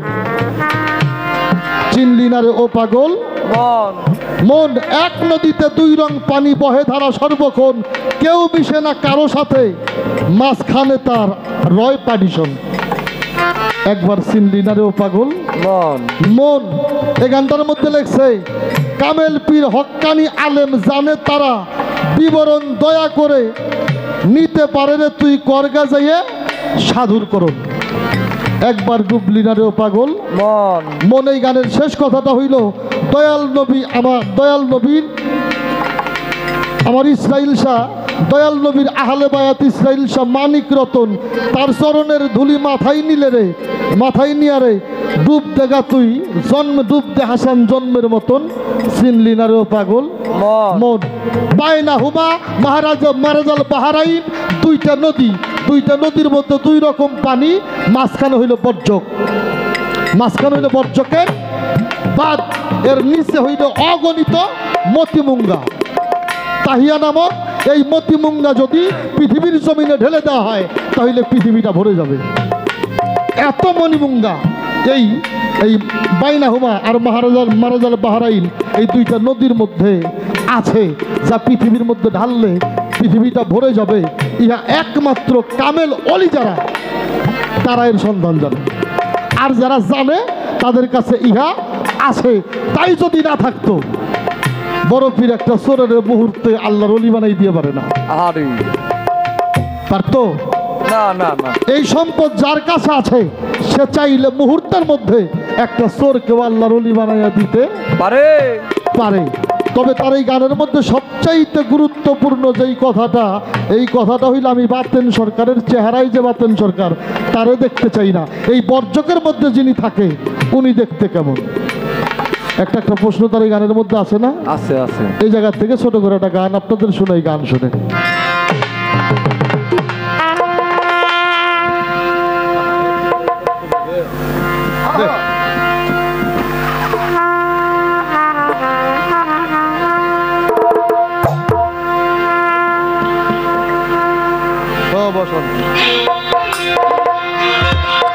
একটা আয়না ধরে দেখি না তারা, আয়না ধরে দেখে না তারে, অবিকল তোমারই মতন,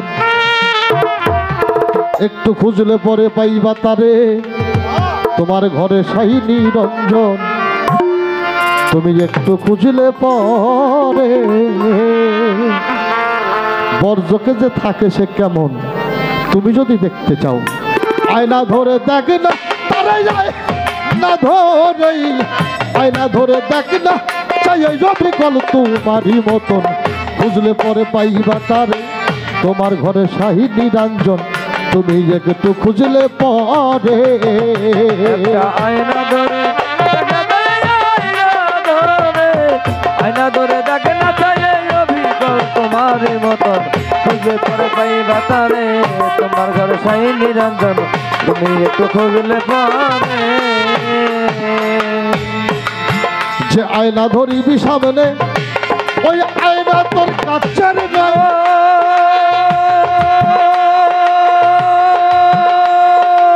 ছানি বর্জক আল্লাহ কোরআনে যার প্রমাণ নয়, বাবারে রয় রে কোরআনে বাবারে রয়। যে আয়না ধরিবি সামনে, ওই আয়না তোর কাছের নয়, ছানি বর্জক আল্লাহ কোরআনে যার প্রমাণ নয়, ওই আয়নার পৃষ্ঠে দিলে পারা, দেখবি সামনে একজন খাড়া, আয়নার পৃষ্ঠে দিলে পারা, দেখবি একজন সামনে খাড়া, আয়নার পৃষ্ঠে দিলে পারা, দেখবি সামনে একজন খাড়া, সেই তো তোমার মন মনরা, তার কাছে সঁপে দাও জীবন, খুঁজলে পরে পাইবা তারেই, তোমার ঘরে শাহী নিরঞ্জন, তুমি একটু খুঁজলে পরে। আয়না ধরে আয়না ধরে অবিকল তোমারই মতন, খুঁজলে পরে পাইবা তারে, তোমার ঘরে সাই নিরঞ্জন, তুমি একটু খুঁজলে পরে, খুঁজলে পরে পাইবা তারে, তোমার ঘরে সাই নিরঞ্জন, তুমি একটু খুঁজলে পরে। 21,600 বারে করতেছে আউনা যাওনা,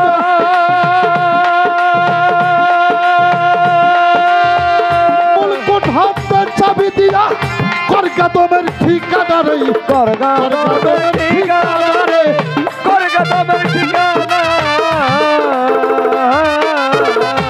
21,600 বারে যে করতেছে আউনা যাওনা,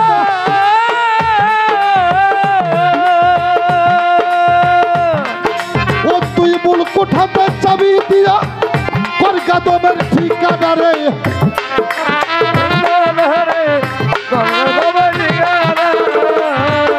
এই দমের উপর যার বসত বাড়ি, আছো যত পুরুষ নারী, দমের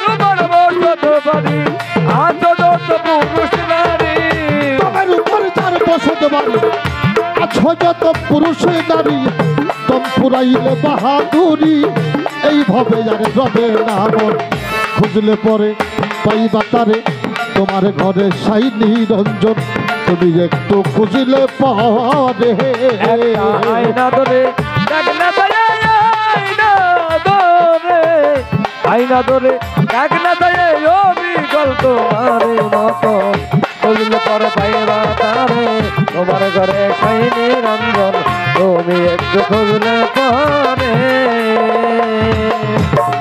যত দূরেই খোঁজো তারে সে তো তোমার কাছেই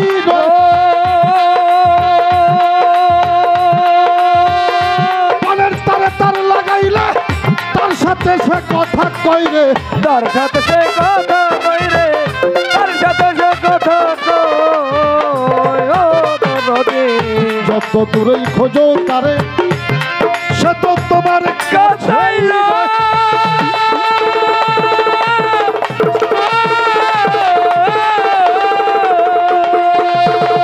মনের তারে তার লাগাইলে তার সাথে সে কথা কইরে তার সাথে সে কথা কই রে তার সাথে সে কথা কই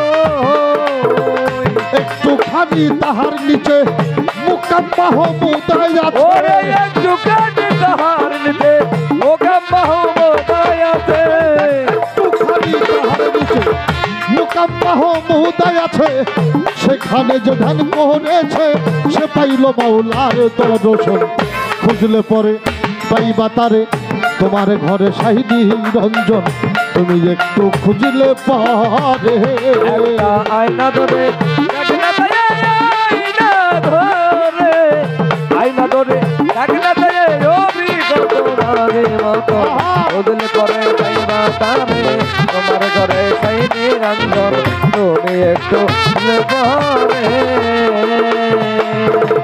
360 কারের আগে আছে এক অচিন শহর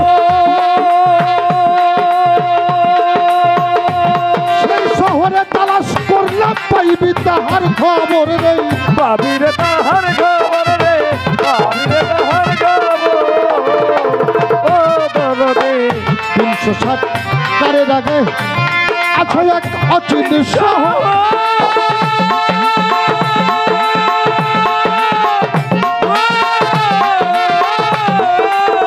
তালাশ করলে পাবি তোরা তার খবর নেই বাবি তোরা তার খবর রে বাবি তোরা তার খবর দেওয়ান কাসম হইল কানা তার হইল না আপন ওরে দেওয়ান কাসম হইল বেকানা আর হইল না আপন চেনা দেওয়ান কাসম হইল কানা তার হইল না আপন চেনা যার কারণে হইলাম দেনা তার কাছে রই সারা জীবন খুঁজলে পরে পাইবা তারে তোমার ঘরে সাই নিরঞ্জন তুমি একটু খুঁজলে পাবে আয়না ধরে ডাকনা তাই আয়না ধরে আয়না ধরে ডাকনা তাই অবিকল তোমার মতো খুঁজলে পরে পাইবা তারে তোমার ঘরে সাই নিরঞ্জন তুমি একটু খুঁজলে পরে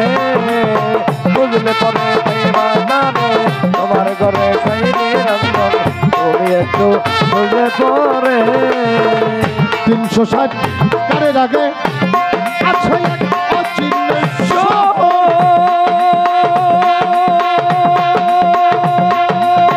সেই শহরে তালাশ করলে পাবি তোরা তার খবর নেই বাবি তোরা তার খবর রে বাবি তোরা তার খবর ও রে বাবা 360 কারের আগে আছে এক অচিন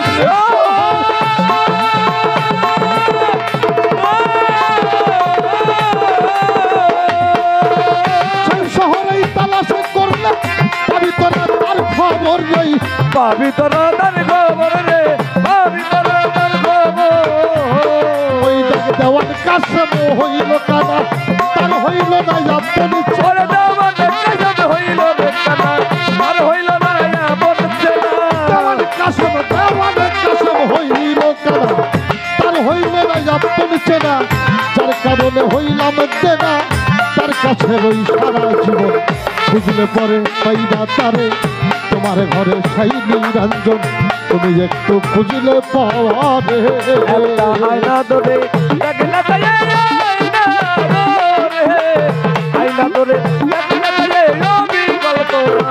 মতন বুঝলে পরে পাইবা তারে তোমার ঘরে সাই নিরঞ্জন তুমি একটু খুললে পরে।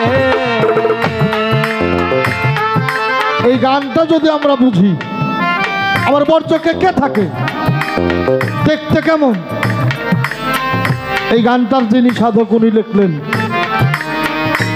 যে আয়না ধরিবি সামনে ওই আয়নাটার কাছের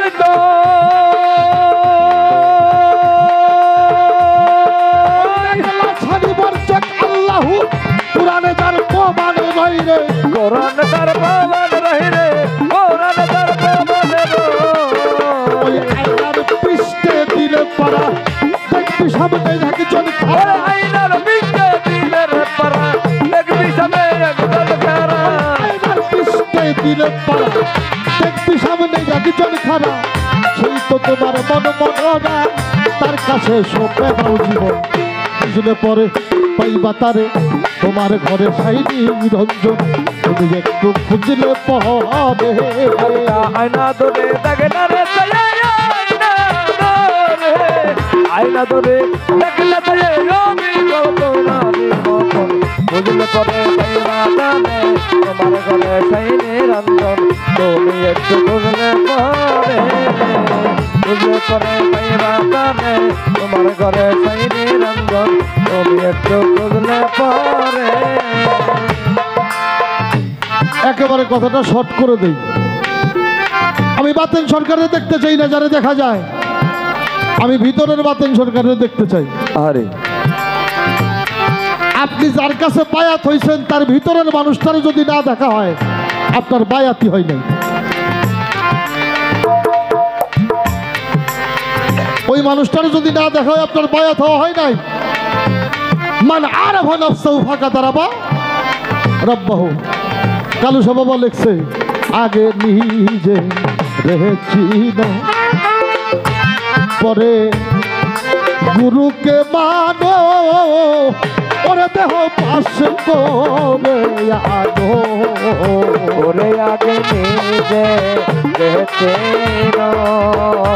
পরে গুরু মানো, ওরে দেহ পাশ করে আনো, ওরে তুই ভজন সাধন না জানি আরে যাবি কি করে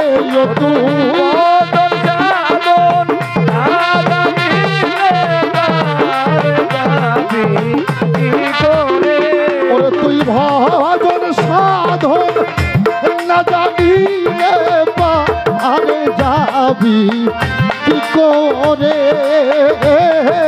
ভুই দিল নাম তাহারে।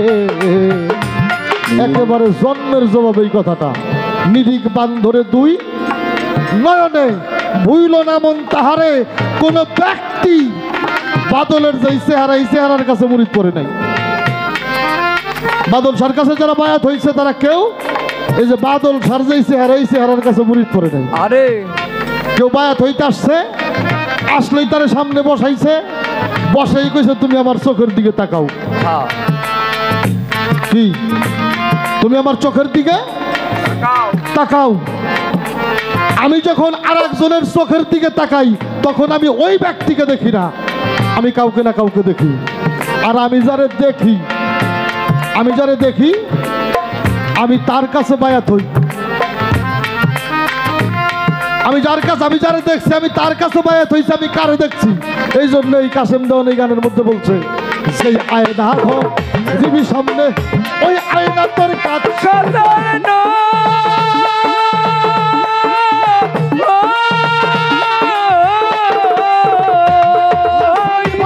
আল্লাহু কোরআনে যার প্রমাণ রয় আয়নার পৃষ্ঠে দিলে পড়া দেখবি সামনে সেই জন খারা, আয়নার পৃষ্ঠে দিলে পড়া দেখবি সামনে সেই জন খারা, আয়নার পৃষ্ঠে দিলে পড়া দেখবি সামনে একজন খারা। সেই তো তোমার মন মনরা তার কাছে সঁপে দাও জীবন খুঁজলে পরে পাইবা তারে তোমার ঘরে সাইনি রঞ্জন তুমি একটু খুঁজলে পরে। আয়না ধরে আয়না ধরে দেখনা তাই তোমারই মতন খুঁজলে পরে পাইবা তারে তোমার ঘরে চাই নিরঞ্জন তুমি একটু খুঁজলে পরে খুঁজলে পরে পাইবা তারে তোমার ঘরে চাই নিরঞ্জন তুমি একটু খুঁজলে পরে। আর কালু সবাবা কইল আগে নিজে রেছিল মোরশেদ খোদা দর্শন আয়না, আয়না ব্যতীত যেমন নিজের চেহারা দেখা যায় না, তদ্রূপ একটা মোরশেদ ব্যতীত কখনো খোদাকে দেখা যায় না। মোরশেদ যার আয়না হইছে তার কাছে, মোরশেদের কাছে সে যাও, যে কি করবা আগে নিজে রেছিল। যেদিকে দেখতে কয় ওই দিকে কে বসে আছে, তারপরে গুরুকে মানো দেহ পাশ করে আনো। ওরে তুই ভজন সাধন না জানিলে বেটা পারে যাবি কি করে, হইল না মন তাহারে। উনিও শেষ কথাটা বলছে নিরিখ বান ধরে দুই নয়নে নয়নে নয়নে নয়নে যার বান্দা হইছে। বর্জকের মানুষটা সে চাইলে সবসময় তার সামনে দেখতে পারে। তার চাইতে বড় সাধনা কেউ করে নাই। যেই মানুষটা সাধনার জোরে তার মুর্শিদকে ডাকলেই সামনে আসে, তার চাইতে বড় তাপস কেউ না। যেই মানুষটা মাত্র 1 সেকেন্ড সময় তার নিজের সেকেল চূড়াটা সামনে ধরে রাখতে পারে। আয়না ধরে দেখনা রে আয়না ধরে, আয়না ধরে দেখনা রে অভিজ্ঞ তোমাদের মতন খুঁজলে পরে পাইবা তারে তোমার ঘরে চাই নিরঞ্জন তুমি একটু খুঁজলে পরে খুঁজলে পরে পাইবা তারে তোমার ঘরে চাই নিরঞ্জন তুমি একটু খুঁজলে পরে। এই পর্যন্ত আলোচনা গানের কথাই অনুসারে আর একটা গান শুনছি আমরা, অনেকেই কাঁদছি যারে যারে। কি যেন একটা গান শুনলাম আমরা ফকির আবুল সরকার সাহেবের, আমার যত মনের কথা সব তোরে জানাই, আমার দরদি তুই বিনে কাঙ্গালের কেহ নাই। ছোট্ট একটা কথা কই বাবুল, কবি লেখে আমরা গাই, আসলেই উনি লেখলো কি বুঝে, আমি গাইলাম কি বুঝে, এতটুকু জায়গা যদি বুঝে না পড়ে যে লেখছে অন্তত তার লেখার সার্থকতা নেই। আমার মনের যত কথা সব তোরে জানাই, কারে জানাই। মুজিব পরদেশের একটা গান আছে, স্বরূপ তুই বিনে দুঃখ বলবো কারো কাছে রে, স্বরূপ তুই বিনে দুঃখ বলবো কারো কাছে, স্বরূপ তুই বিনে দুঃখ বলবো কারো শনে, স্বরূপ তুই বিনে দুঃখ বলবো কারো কাছে। একমাত্র স্বরূপ সেরূপ ছাড়া আমার দুঃখ বলার কোনো জায়গা নেই। মায়ের কাছে কইবেন মায়ের কলজা হইতে যাইব, বাবার কাছে কইবেন বাবা মারা যাবে, নদীর কাছে কইবেন নদীর পানি শুকাই যাইব। আপনার কষ্ট কেউ বুঝবে না আপনার স্বরূপ ছাড়া। আর স্বরূপ হইল সেই রূপ, স্বরূপ হইল সেই রূপ আমি যে রূপকে খুঁজি, নিকটেই থাকে দেখি না। দুঃখ বুঝলে সে বুঝবে, সে ছাড়া আর কেউ বুঝবে না। দুঃখ বুঝার নয়। তবে হ্যাঁ, যদি কেহ গুরুকুলে যাইয়ে নিজের কুল পিলাইয়ে দেয় তার কুলের কোনো ভয় নেই। গুরুকুলে যার নিজের কুল বিলাইয়ে দেয় তার কুলের কোনো ভয় নাই নাই। ওই যে বললো মুর্শিদ আইসা ভক্তের জানাজা পড়াইল, খবর নিয়ে দেখে উনি 3 বছর আগেই দুনিয়া থেকে চলে গেছে। চলে গেছে এটা তো কানা মানুষের কথা, সব শেষ হয়ে যাবে, মুর্শিদ শেষ হবে না, মুর্শিদ শেষ হবে না। এই কাল ওই কাল, এ পার ও পার, এমন কোনো পার নাই যেই পারে আমার মুর্শিদ নাই। সব পারে আমার মুর্শিদ আছে। একটা ঘটনা তোমরা জানি, এই যে আমাদের চট্টগ্রাম মাইজ ভান্ডার দরবার শরীফ, মৌলানা নজরুল ইসলাম উনি বাহাজ করতে যাইয়ে বায়াত হইল, ঘন ঘন দরবারে যায়, হঠাৎ করে ৬-৭ মাস আর দরবারে যায় না। দরবারে যখন যায় না, শফিউল বাশার মাইজ ভান্ডারী বাবা যান, এরে ওরে জিজ্ঞেস করে, বাবা অনেকদিন ধরে নজরুল দরবার আসে না, কেন আসে না তোমরা জানো? কেউ তারা বলতে পারে না কেন দরবারে আসে না। আসে না তার একটা কারণ, মৌলানা নজরুল ইসলামের হয়েছে ক্যান্সার। এখন তো ক্যান্সারের চিকিৎসা, অন্তত চিকিৎসা করে কিছুদিন বাঁচিয়ে রাখা যায় না? ছেলেরা মাদ্রাজে নিয়ে গেছে, ডাক্তাররা বলে দিছে নিয়ে যান, ওনার যে রোগ হয়েছে ওনার কোনো চিকিৎসা নাই, উনি যা খাইতে চায় খাওয়ান, যা দেখতে চায় দেখান। ছেলেরা বাড়িতে নিয়ে আসছে, কোনো সন্তান যদি জানে যে আমার বাবা অল্প দিনের মধ্যে পৃথিবী থেকে চলে যাবে, ওই সন্তান পারে বাবার সামনে হাসতে? না। 3টা ছেলে তার বাবার সামনে যায়, অঝরে চোখের জল ফেলে কাঁদে, বাবাকে ডেকে ডেকে বলে, বাবা কিছু খাবেন? বলে না। কিছু দেখতে মনে চায়? বলে হ্যাঁ কিছু দেখতে মনে চায়। কি দেখবেন? বলল তোমরা যদি আমার কিছু দেখাইতে চাও, আমার এই জীবনটা যাওয়ার আগে একটাবার আমার মাইজ ভান্ডার দরবারে নিয়ে যাও, আমি আমার দয়াল বাবা শফিউল বাশার মাইজ ভান্ডারের মুখটা একটু দেখতে চাই। ছেলেরা ডেকে ডেকে বলে, বাবা তুমি আগে ভালোই ছিলা, এই লোকটা ভণ্ড, এর কাছে যাওয়ার পরেই তোমার যত দুর্দশা, যাওয়া যাবে না। 3 ছেলের মধ্যে ছোট ছেলেটা 2 ভাইকে ডেকে ডেকে বলে, ভাই যেই মানুষটা আমাদের জন্য তার জীবনটাই বিয়োগ করে দিল, এই মানুষটার একটা চাওয়া যদি আমরা পূরণ না করি, হয়তো মালিকের কাছে জবাব দিতে পারবো না, চলো নিয়ে যাই। 3 ভাই মিলে চট্টগ্রাম দরবারে নিয়ে গেছে, যাই দেখে শফিউল বাশার মাইজ ভান্ডারী বাবা যান একটা চেয়ারের মধ্যে বইসা অঝরে 2টা চোখের জল ফেলে কাঁদে। ছেলেরা যখন নিয়ে গেছে ডাক দিয়ে বলে, ও নজরুল দরবারে আসছো? বলে হ্যাঁ বাবা দরবারে আসছি। বলে কেমন আছো? কথাটা বলার সঙ্গে সঙ্গে মৌলানা নজরুল ইসলাম চিৎকার দিয়ে বলল, বাবা কেমন আছি পৃথিবীর কেউ যদি না জানে তুমি জানো, কেমন আছি তুমি জানো। বলে কেন আসছো? ডাক দিয়ে কইল, বাবা এই জন্যে আসছি, আমার যা দেখার ইচ্ছা তা আমাকে দেখে যাইতে হবে, তুমি তো জানো তোমারে ছাড়া আমার আর কিছু দেখার ইচ্ছা নাই, এই জন্য শেষবারের জন্য তোমার একটু দেখার জন্য আসছি। আরে নজরুল ইসলাম কাঁদে, শফিউল বাশার মাইজ ভান্ডারী বাবা জানে কাঁদে, কাঁদতে কাঁদতে এক অবস্থায় চিৎকার দিয়ে শফিউল বাশার মাইজ ভান্ডারী বাবা ডাক দিয়ে বলল, নজরুল রে, মাদ্রাজের ডাক্তার তোরে ফিরাই দিছে, আমি তোরে ফেরত দিলাম না। মাদ্রাজের ডাক্তার তোরে ফিরাই দিছে, আমি তোরে ফেরত দিলাম না। ক্যান্সারে যদি মৃত্যু হয় তাহলে আমার মৃত্যু হবে, আমার ভক্তের মৃত্যু হইতে পারে না। মানুষটা সুস্থ দেহ 19 বছর 6 মাস পৃথিবীতে থাকার পরে মৃত্যুবরণ করছে।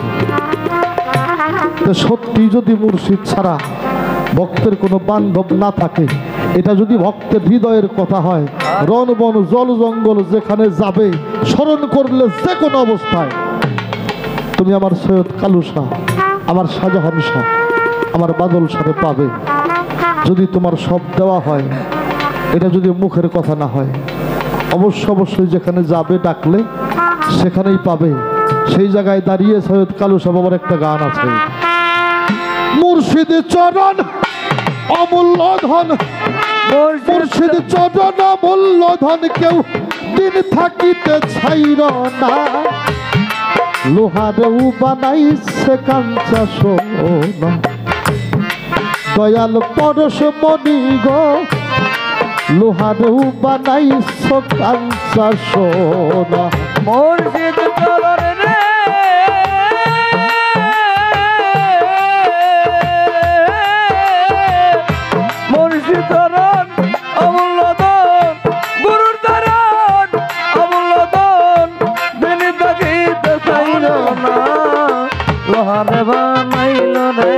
কানসা সোনাই আমার দয়াল পরশমণি গো লোহার বানাইল রে কানসা সোনা মুর্শিদ নামে ছাড়রে নিঃশ্বাস আমার শাহজাহান শাহ নামে ছাড়রে নিঃশ্বাস দমের ঘরে কলপাতি এক করে লও বিশ্বাস আমার বাদন করে লও বিশ্বাস গো করে লও বিশ্বাস তারে করে লও বিশ্বাস রে করে লও বিশ্বাস বিশ্বাসে করিয়া বিশ্বাস বিশ্বাসে করিয়া রে বিশ্বাস বিশ্বাসে করিয়া বিশ্বাস বাদল নাম কর জপনা লোহারেও বানাই সরে কাঞ্চা সোনা দয়াল পরশমণি গো লোহারেও বানাই আমার দয়াল চরণ গো আরে গরে বাগান কালুসার চরণ অমূল্য ধন দয়াল চরণ অমূল্য ধন দিন থাকিতে চাইল না লোহার বানাইল রে কাঞ্চা সোনাই আমার দয়াল